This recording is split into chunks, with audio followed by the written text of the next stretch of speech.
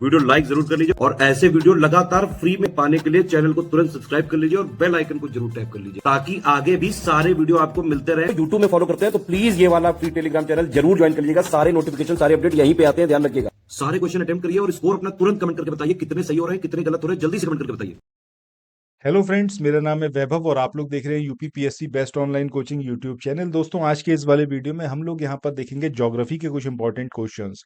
अब जो आपका समीक्षा अधिकारी का पेपर बहुत नजदीक है तो बहुत जरूरी है कि जितनी भी स्टैंडर्ड बुक्स हैं वो आप पढ़ लें। अब देखो, ये लगभग इम्पॉसिबल भी है क्योंकि बुक्स अगर आप देखोगे तो यार 700 800 900 पन्ने की एक एक बुक है, तो कैसे कवर अप कर पाओगे। ये जो हमारा सीरीज है इसके माध्यम से आप सारी चीजें कवर अप कर सकते हो। क्यों? क्योंकि यहाँ पर एनसीईआरटी इन क्वेश्चंस के माध्यम से कवर्ड है। महेश वर्णवाल की जो बुक है ज्योग्राफी की, वो इन क्वेश्चंस के माध्यम से कवर्ड है। और अगर हम बात करें कि प्रीवियस ईयर क्वेश्चन, वो हम ऑलरेडी डन कर चुके हैं। दैट मीन्स कि ये जो पूरी सीरीज है जिसमें हम 3000 से ज्यादा क्वेश्चंस को कवर अप करेंगे, इसमें अभी तक जो 1150 क्वेश्चन के आसपास कवर अप हुए हैं उसमें आप एनसीईआरटी कवर अप कर चुके हैं, आप previous year questions cover up कर चुके हैं। अब यहाँ पर शुरुआत किसकी हुई है? महेश वर्णवाल की, जो स्टैंडर्ड बुक है।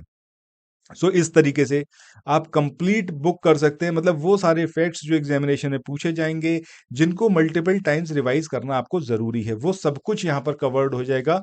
बस आपको इतना सा करना है कि डेली बेसिस पर जो ये वीडियोस आ रहे हैं, इन वीडियोस में आपको शिरकत करनी है। वीडियो डेली बेसिस पर देखने हैं, कंप्लीट देखने हैं। वीडियो की लेंथ बहुत ज्यादा नहीं रखते, रीजन बीइंग कि आप यहाँ पर सारी चीजें खुद से कवर अप कर पाओ। इसके अलावा एक चीज मैं आपको और बताऊं कि अगर आप ये वाली पीडीएफ परचेस करना चाहते हैं तो इसके लिए आपको simply study for civil services के जो ऑफिशियल कांटेक्ट नंबर है उस पर बात करनी है। ये मतलब सिंगल ये पीडीएफ आपको नहीं मिलेगी, बट मैं आपको सजेस्ट करूंगा कि समीक्षा अधिकारी का जो आपका पेपर है, इसके लिए जो कोर्स है स्टडी फॉर सिविल सर्विस का, और उसको आप जो है ले लीजिए।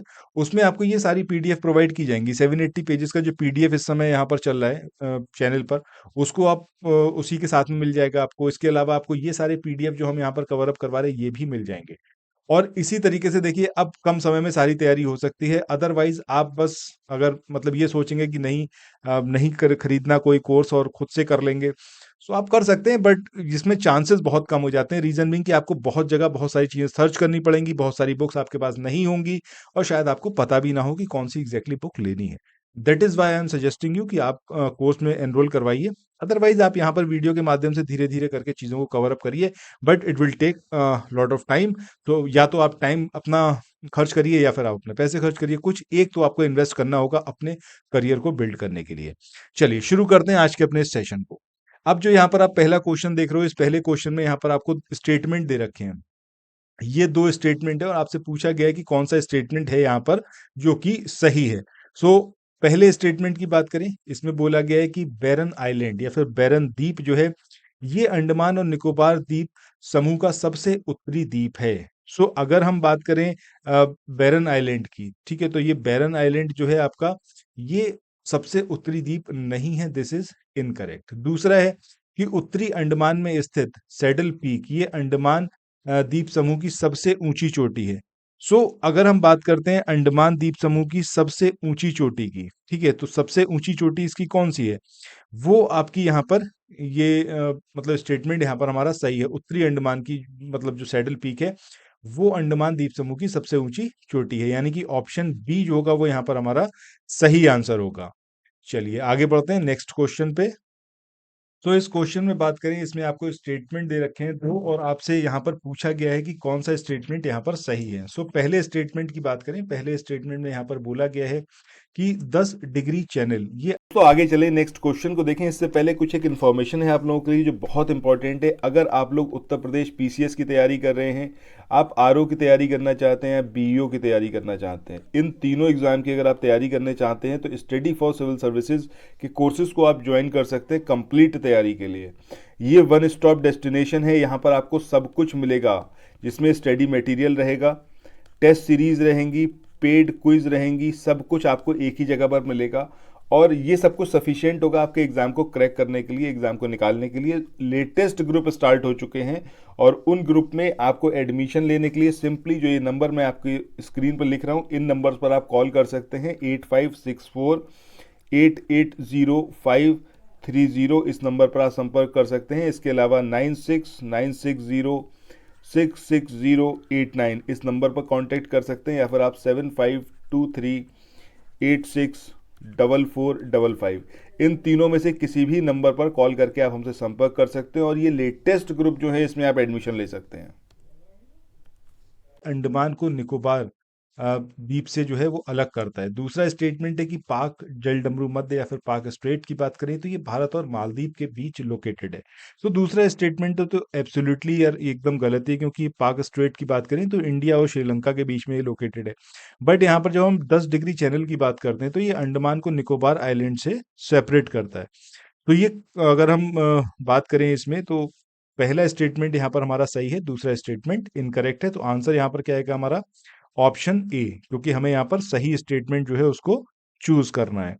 इसके बाद आगे बढ़ते हैं, नेक्स्ट क्वेश्चन की बात करते हैं। इस क्वेश्चन में यहाँ पर आपसे पूछा गया है, निम्नलिखित में से कौन विशेष रूप से एक ज्वालामुखी द्वीप है? अब ये लघु अंडमान है, बैरन आइलैंड है, ये मध्य अंडमान है, या फिर लघु निकोबार है?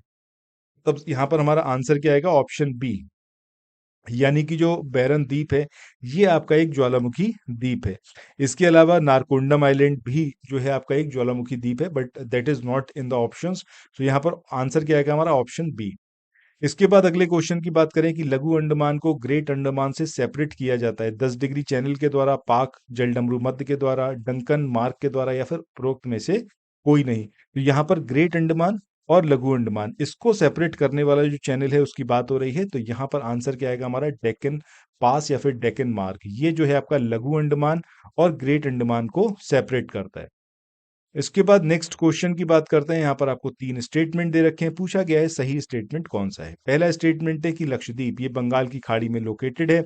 दूसरा है लक्षद्वीप एक प्रवाल आइलैंड है। तीसरा है कि जो आपका एंड्रोल द्वीप है वो आपका लक्षद्वीप का सबसे बड़ा आइलैंड है। सो यहाँ पर अगर हम बात करें पहले स्टेटमेंट की, तो पहला स्टेटमेंट यहाँ पर हमारा इनकरेक्ट है। क्यों इनकरेक्ट है? क्योंकि लक्षद्वीप की बात करोगे तो आपका बंगाल की खाड़ी में तो लोकेटेड है नहीं, ये अगर हमारा इंडिया है, इधर आपका ये बंगाल की खाड़ी है और इधर पड़ता है आपका अरब प्रायद्वीप। ठीक है, सो आप खुद सोच के देखो कि ये जो लक्षद्वीप है ये कहाँ पर लोकेटेड है। ऑब्वियस सी बात है अरब सागर में ये लोकेटेड है। सो ये स्टेटमेंट यहाँ पर इनकरेक्ट है। दूसरा है कि लक्षद्वीप एक प्रवाल यानी कि कोरल आइलैंड है, दिस इज एब्सोल्युटली करेक्ट। इसके बाद एंड्रोल द्वीप की बात करें तो ये भी आपका लक्षद्वीप का सबसे बड़ा जो आइलैंड है वो है, तो ये स्टेटमेंट भी यहाँ पर हमारा करेक्ट है। सो यहाँ पर जो हमारा आंसर आएगा वो क्या आएगा? सेकंड एंड थर्ड, यानी कि ऑप्शन सी जो होगा वो सही आंसर होगा। So let's move on next question. इसमें यहाँ पर पूछा गया है कि कावारत्ती आइलैंड जो है इसको मिनिकाय द्वीप से किसके द्वारा पृथक किया जाता है? यानी कि कावारत्ती आइलैंड और मिनिकाय आइलैंड इसको सेपरेट कौन करता है? ये 8 डिग्री चैनल है, 9 डिग्री है, 10 डिग्री है, या फिर इनमें से कोई नहीं है? सो सही आंसर क्या आएगा यहाँ पर हमारा? ऑप्शन बी, यानी कि 9 डिग्री चैनल ये आपका कावारत्ती और मिनिकाय इसको सेपरेट करता है। ठीक है, चलो अच्छा, यहाँ पर अगर हम बात करें 8 डिग्री चैनल की, तो ये आपका इसको इस तरीके से याद रख सकते हो, 8 mm करके याद रख लेना। 8 mm करके मतलब मिनिकाय और मालदीव इसको सेपरेट करता है आपका 8 डिग्री चैनल। ठीक है, और 9 की बात करें तो आपका 9 इसको केएम कर सकते हो। ठीक है, कावारत्ती और मिनिकाय इस तरीके से यहाँ पर आप इसको याद रख सकते हो। चलो नेक्स्ट क्वेश्चन की बात करते हैं। अब ये आपका अपवाह तंत्र से रिलेटेड यहाँ पर क्वेश्चन है, यानी कि जो ड्रेनेज पैटर्न है वहां पर, मतलब जो महेश वर्णवाल की बुक है उसमें से जो क्वेश्चन बन सकते थे उनको यहाँ पर बनाया गया है। मतलब जिन फैक्ट्स को पूछा जा सकता है इन क्वेश्चंस की फॉर्म में वो सारी चीजें इंक्लूडेड है। इसमें पूछा गया है कि हिमालयी जो नदियां हैं इसके बारे में निम्नलिखित कथनों पर विचार करें। पहला है कि ये बारहमासी और सदा नीरा नदियां हैं, बिल्कुल सही बात है। क्यों? क्योंकि इसमें ऑब्वियस सी बात है कि ऊपर क्या हो रहा है, मतलब इसमें आपको बताना है कि सही स्टेटमेंट कौन सा है हिमालय की नदियों के बारे में। ठीक है, तो ये बारहमासी और सदा नीरा नदियां हैं, बिल्कुल सही बात है। दूसरे स्टेटमेंट की बात करें तो दूसरा स्टेटमेंट यहाँ पर है आपसे कि हिमालयी नदियां जो है वो पूर्ववर्ती नदियों का उदाहरण है, ये बात भी सही है। ठीक है, दोनों ही स्टेटमेंट यहाँ पर हमारे करेक्ट हैं। सदा नीरा का मतलब क्या है? जो हमेशा 12 मास बहती रहे, हर महीने बहती रहे, सतत बहती रहे। ठीक है, सो ये दोनों ही स्टेटमेंट करेक्ट हैं, आंसर ऑप्शन सी आएगा। इसके बाद अगले क्वेश्चन की बात करें, इसमें आपको ये 4 स्टेटमेंट कह लीजिए या फिर 4 पॉइंट दिए हुए हैं, विशेषताएं हैं ये, बताना है कि कौन सी विशेषताएं हैं जो हिमालय की नदियों की विशेषताएं हैं। सो हिमालय की नदियां पूर्ववर्ती अववाह का उदाहरण है, बिल्कुल सही बात है। बारहमासी बहती हैं, सही बात है। युवा और अपर्दन क्रियाओं में ये आपकी कैसी हैं, उससे संलग्न है। This is also correct. और विसर्पण बनाती हैं, ये भी सही है। विसर्पण मतलब ऐसे ऐसे करके बहती हैं, ठीक है। सो यहाँ पर ऑप्शन डी हमारा करेक्ट होगा। इसके बाद अगले क्वेश्चन की बात करें, क्वेश्चन नंबर 79। इसमें पूछा गया है कि निम्न में से कौन सी नदी सिंधु नदी प्रणाली में शामिल नहीं है, यानी कि सिंधु रिवर सिस्टम में शामिल नहीं है। झेलम है, सतलज भी है, रावी भी है, but Gandak is not associated with Sindhu river system. So answer क्या आएगा यहाँ पर हमारा, ऑप्शन डी।